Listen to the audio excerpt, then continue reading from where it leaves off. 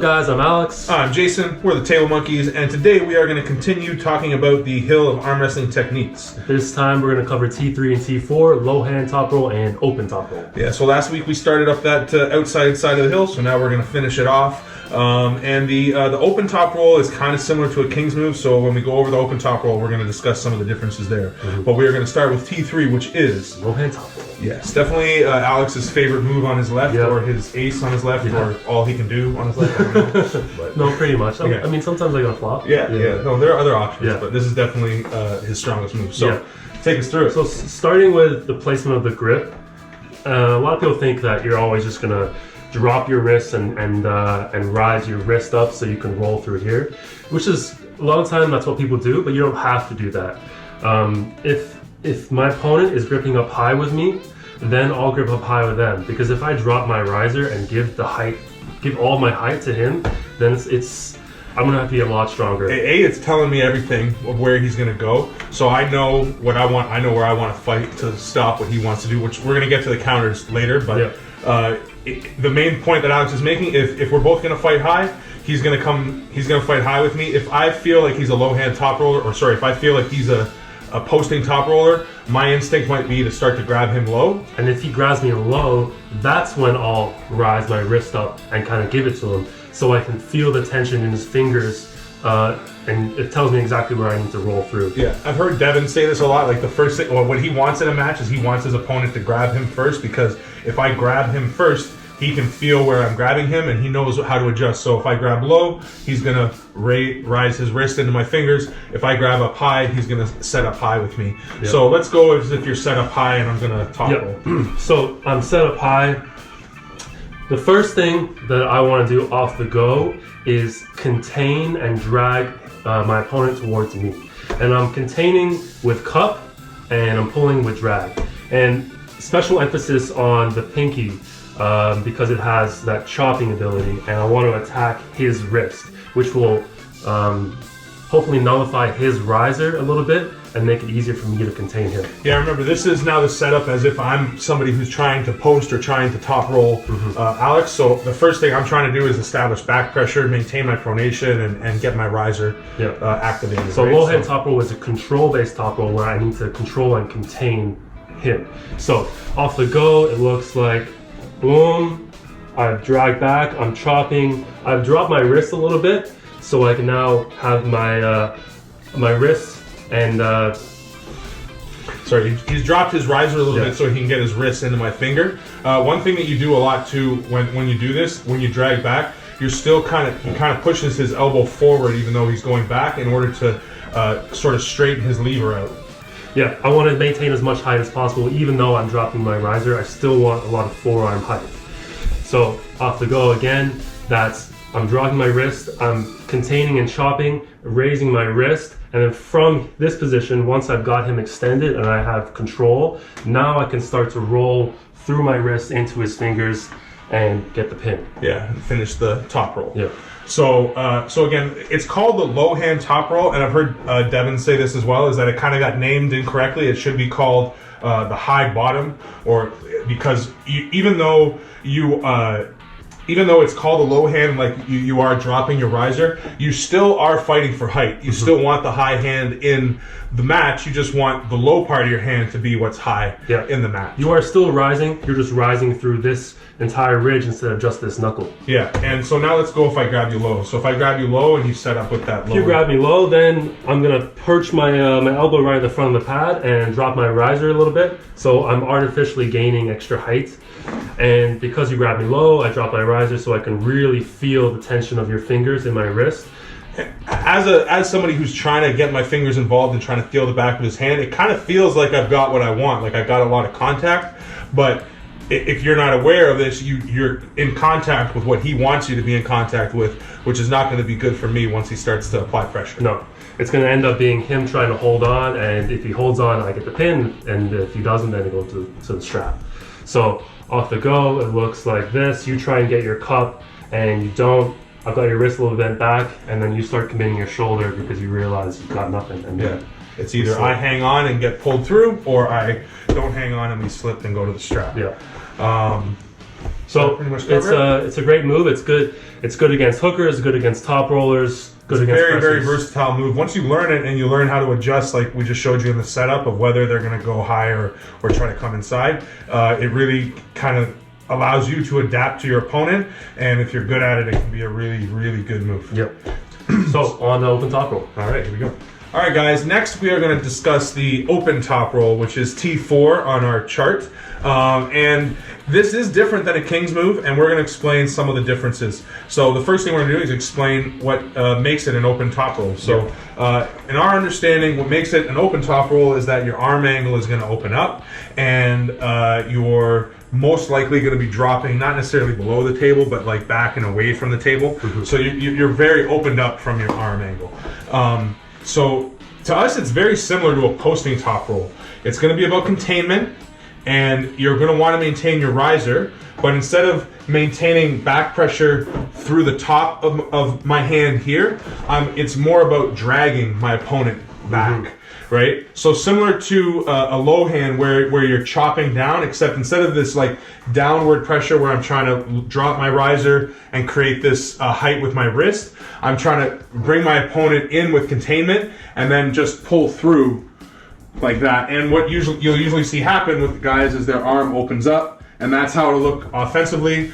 But it's also very much a defensive move. So it's something when somebody hits, you'll see a lot of guys kind of rest on, where they're, again, I'm containing, I'm trying to take his rotation a bit, and I'm maintaining my pronation. I'm in a top roll, I'm just not trying to stay here. Yep. I'm okay to be kind of back on my arm this way, lying a little bit more on my tricep, like that.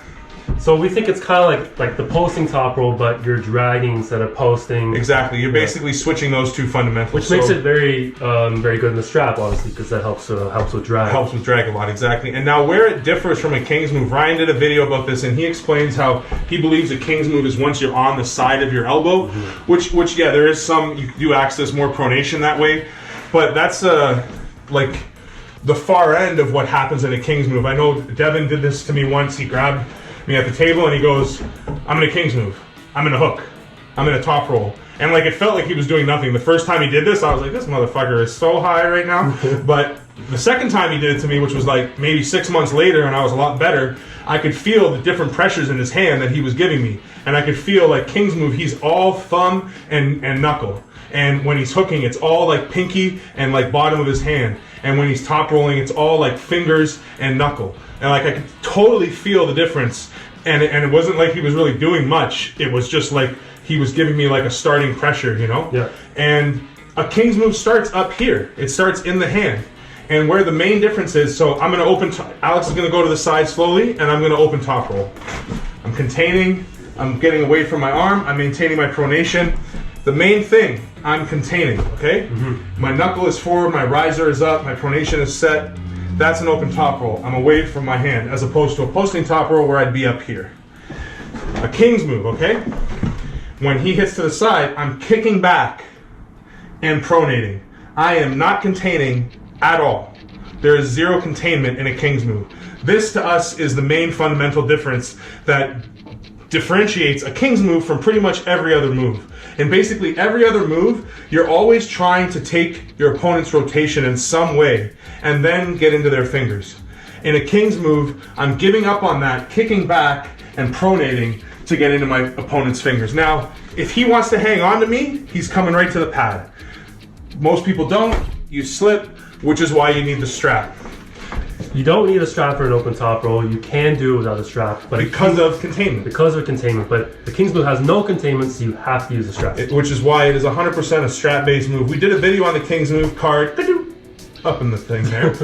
Go check it out. So it explains more of how you use the strap to effectively do a king's move and everything. We're not going to get into that in this video, yeah. But that is the main difference. With a king's move, there's no containment. It's kickback, and with an open top roll, you're containing, letting your arm fall away, and still using your pronation and your rise. Mm-hmm. So that match with Devon and Sabin Bălescu, Was a king's move. In our opinion, definitely king's move. You can clearly see, what's his name? I can't say. Sabin Badalescu. Okay, well, Sabin clearly gives up his containment in order to focus on his pronation and rise and rip right through Levon's hand, which is why Michael Todd is going to rip right through. Is never going to face Levon because they won't let it happen. That's true. Because they know that Michael Todd is about 1,000 times better than Sabin at fucking king's moving, and there's no way Levon's hand is going to hold up under that pressure. It just won't happen.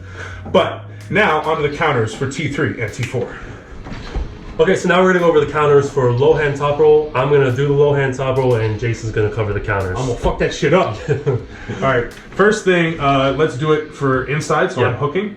So I'm trying to hook, so I've grabbed a low grip, and I feel him raising up into my hand, trying to establish this low hand technique.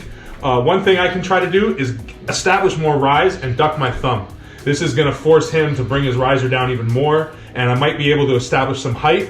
What I want is to get this part of my hand as far past his thumb as I can. If I could get like here on the setup somehow without him bitching or complaining or getting another grip. Bitch anytime soon. Yeah. Right now he doesn't have that contact point because I've got my hand so high up over by ducking, right? So first thing you do when somebody starts dropping their hand on you like this and trying to get into your fingers is duck your thumb and try to go as vertical, like you've heard Michael Todd talk about this, like dropping the bottom of his hand to get his riser up. That's what I want to do. I want to do that to get as much depth as I can on his hand. So get a good grip so you don't feel fucked and I don't feel too fucked. Yeah, good. It feels pretty good. So we're straight, we're pretty good. And now all I'm going to think about doing is cutting him off with my wrist and side pressure. And the way I'm going to do that is by shooting in with supination and rise. So I'm trying to rise up and supinate. Kind of like throwing an uppercut like this. So I'm going like this to try to get my wrist against his wrist and my riser and my hand cupped and past his hand. If he's trying to, because I'm here, he's trying to rise up into me and pull back, right? That's where we're trying to get to. Yep. And then from there, I've got like more cup than I want, and because you're also rising, you've pushed my riser down, and I've lost a lot of my finger contact. So my containment doesn't feel as good, and because you've got depth, my ability to pronate is compromised as well. And then because you beat me with some side pressure, you've got me outside of my shoulder, so I'm in this, very shitty open top roll. Yeah. And so basically the key to beat, if you're going inside against the low hand top roll, the key is to try to establish wrist to wrist contact and block with side pressure. And you're going to need to do that with supination. Now, if I didn't get such a good hit and I get in here and he gets into my fingers, so now I've gone for that, but he's gotten what he wants. He's into my fingers.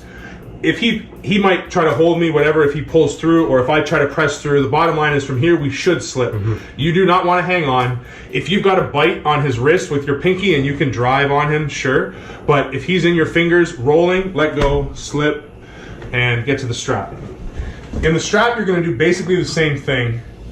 You're going to attempt to set that hook with the supination. If he gets out into your fingers, now you're into a flop, which shouldn't be too bad of a place to be against an open top roll if you've gotten your shoulder in line. If I'm out here flopping, now I'm in a bad spot. So if you're doing this, you've really got to commit to coming forward as far as you can, getting your shoulder behind it. If you lose your hand position, keeping your shoulder behind it, because that shoulder position is what I've got my whole body against just his arm. There's no way that's going to work for him. No.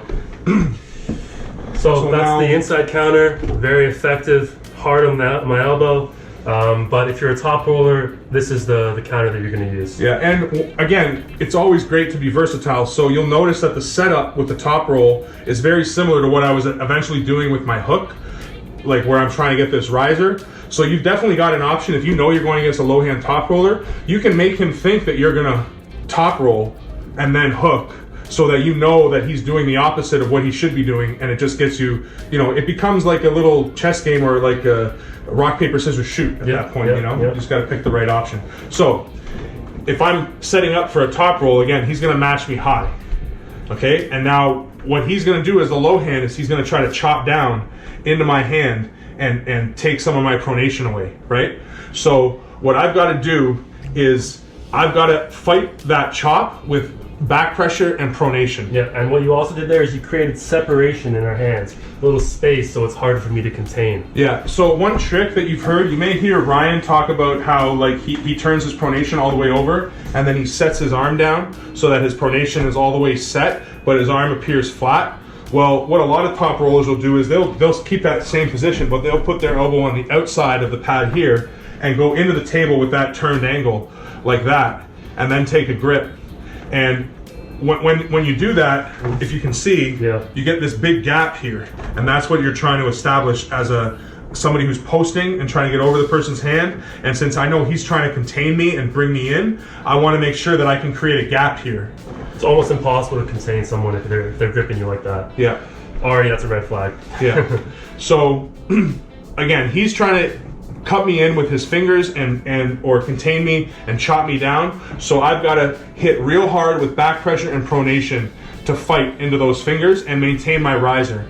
Okay? Because inevitably with his move, he's going to give up some riser. And the more I can get on top of his hand, the better, right? Yeah.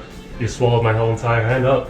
Yeah. I mean, because I already gave up my riser, or I was planning on giving it up a little bit in the go, I kind of gave it up anyway in the match, and you just swallowed it up even more. And part of that is because he had to commit so much to his fingers to try to get that containment in, and because I know he's going for that, as long as I fight it enough, I should end up in this good position. And you'll see, like, continue to roll through. How often do you see this position? Like, this position happens, you don't have to pull hard, we're just going to sit here for a sec, but this position happens all the time for exactly that reason. Is they're both high, one guy fights, they both fight back pressure, one guy's back pressure and riser wins, the other guy's buckles, and he's trying to get out, and I'm just trying to hang on, and we're in this exploding hand, ugly, weird technique, which, if you can get your opponent here, great. If you get stuck here, fuck, man, that sucks. Alright, so those are the low hand top roll counters, right? Yeah, and obviously if you have an ace, I mean, use your ace, but... Yeah, go with what works for you if it's the one that works, but again, if you are going outside, you want to establish back pressure and fight his fingers, and if you're coming inside, you're going to need to try to get wrist to wrist or get to the strap and get your flop in so that you can get commitment with shoulder and side pressure. Yeah, okay, so now we're going to cover open top roll and discuss the counters for that. Alright guys, now we will discuss the counters for the open top roll, or T4 as we call it on our hill of techniques. So the number one thing for the open top roll, as we discussed earlier, is pretty much pronation, similar to the King's move. It does require containment, and it does require rise, and it's more about drag than back pressure, right? Or like up pressure, rising pressure. So in order to access my back pressure, I need my pronation. His pronation is his biggest weapon, so that's the first thing that I'm going to take from him. And it's the keystone. It's the one that allows me to access everything else. That's the big part of it. That's why this is so important to understand. So it is a little similar to the counters for low hand top roll, but a little bit different. I'm not as worried about stopping your containment because you're not fighting for it as much. It's mainly your pronation that you're really fighting with. So that's the thing I'm going to take. So we're starting inside? Yes, so this is going to be the inside counter. Yeah. And I'm going to attempt to do P1 on him, which is, the shoulder press. So I commit my shoulder and supinate and cup really hard, and I'm trying to turn his hand. So that looks like... So if he gets it, I get turned to here. And because I'm an open top roller, I'm worried about my cup, I want my pronation, but I'm going to fall away from my arm pretty quickly. Yeah. So if on the hit, I can't keep my pronation and he gets me out here, I am double fucked. Yeah, so right here, I'll just continue with the press and hopefully get the pin. Yeah. If he has enough pronation to compromise my wrist, then I'll have to go flop and we'll probably slip, and same thing in the straps. Yeah. If he has enough drag that he can pull me over to his side of the table and it kind of defeats my shoulder a little bit, then hopefully I'm not here. Hopefully I've got a little bit of a cup and I can transition to this defensive hook where I've stopped the match and I can work from here. And I'm still supinating and rising because I want to attack his pronation, but I don't have my shoulders committed as much as I'd like it to be. And the thing to note is that what he didn't have when he was in a shitty position was my pronation. Yeah. All I had maintained was my pronation. If he just takes some of my pronation away so he can establish his cut, even outside his shoulder a bit, and on my side of the table, he's still in a much better spot than I am, because if I try to pull through, I'm pulling with all my bicep, and he's got his elbow, his shoulder, he's got so much more engaged at this point than I do. Yep. So pronation is the key for me to access everything. So as the person trying to counter an open top roll, the first thing you should be thinking about is taking the pronation. If you check out our video on T1 and T2, little card coming up in the window, we talk about in T2 especially how the first thing you want to do is take your opponent's rotation. So a T2 hit is a good hit against an open top roll as well. And you'll see a lot of guys, like when I started out as a King's mover, in order to get to your King's move, like to get to a strap, you kind of do an open top roll a lot, and a lot of guys would just set up with me, and if you open top roll, and they would just boom, and just straight to the side slam. And because they're established, they got some elbow, conditioning, they can handle that kind of a hit, and I really don't have much strength out there, I'm just trying to roll out of their hand. If they can get some of my rotation taken and get me across the table a bit, I have nothing over there, right? Yep. So So that's the counter for the inside, very effective, but you need a lot of cup and supination and shoulder commitment together. And as opposed to T3 where you're diving forward, like you're trying to get established depth, in this one you're coming to the side. Again, everything you can to just attack rotation as much as possible. Even if you get them just a little bit turned over, it's going to change the way they can access all the power. Yeah, and so for the outside counter, it's again a little bit similar, but the main thing that I'm attacking here is pronation again. Yeah. So if I am posting top roller, the first thing that I want to attack is his rotation. So I'm going to post cup, and then from here I can start to attack his fingers and roll out. And that's almost always going to end up in a slip. If I'm a proper open top roller and he goes for a top roll, I mean, unless he's really containing the hell out of my hand and just doing what I said, where he's really just going to the side, if he goes back at all, it's going to end up in a slip. Yeah. And then we're going to end up in the strap. Which is, I mean, everyone knows that if two top rolls go against each other and the strength is somewhat similar, you're going to have to expect that you're going to go into the strap. Yeah.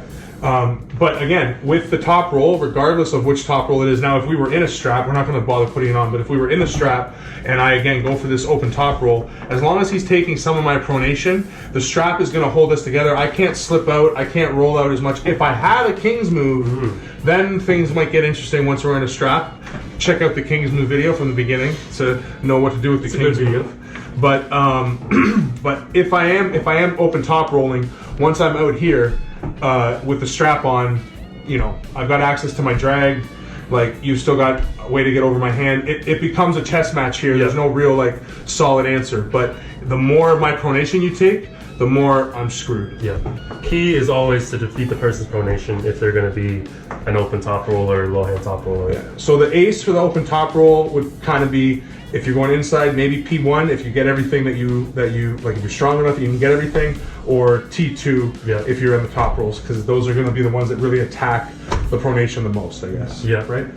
So we hope you liked the video, hope you got something out of it and learned a couple new moves. Leave some comment, give us some feedback. We're going to start going over the hook side of the hill next week, so keep your eyes out for that, and subscribe, smash that bell button, The share, hit that one, all those things. and monkeys out. Peace.